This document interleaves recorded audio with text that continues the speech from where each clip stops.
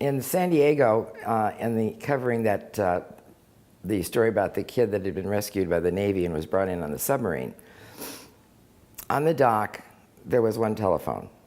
It was a payphone. And in those days, nobody had cell phones. They didn't have computers. So your lifeline to the rest of the world, to your desk, to your news desk, was the telephone.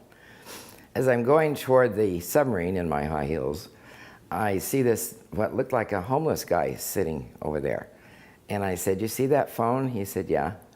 I said, there's going to be a whole bunch of people getting off that submarine in probably about an hour, and they're all going to be headed for the phone.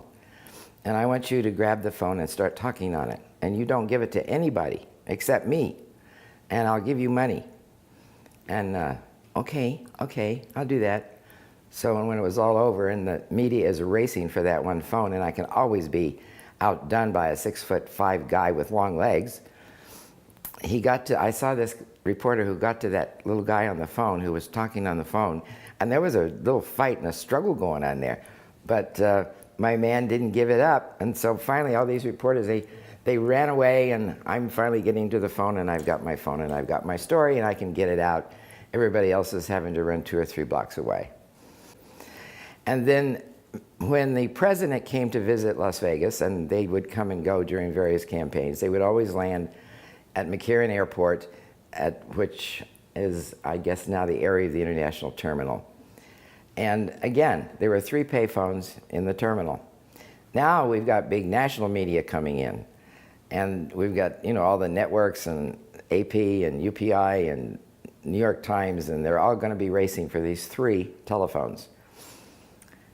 So the night before, I went out there, and in those days you could unscrew the bottom of the phone, and it has that little speaker lying in there. So I unscrewed it, took out the 3 speakers in all 3 phones, put them in my pocket, and went home and went to bed.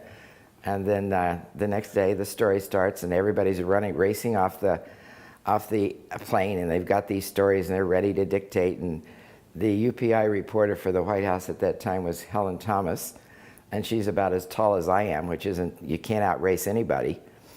And so it's like a relay game. She hands me the copy, I run to the phone, I phone it in, right? Well, all these guys are on the phone, and they're saying, "What do you mean you can't hear me? Hello, hello, you can't hear me, hello!"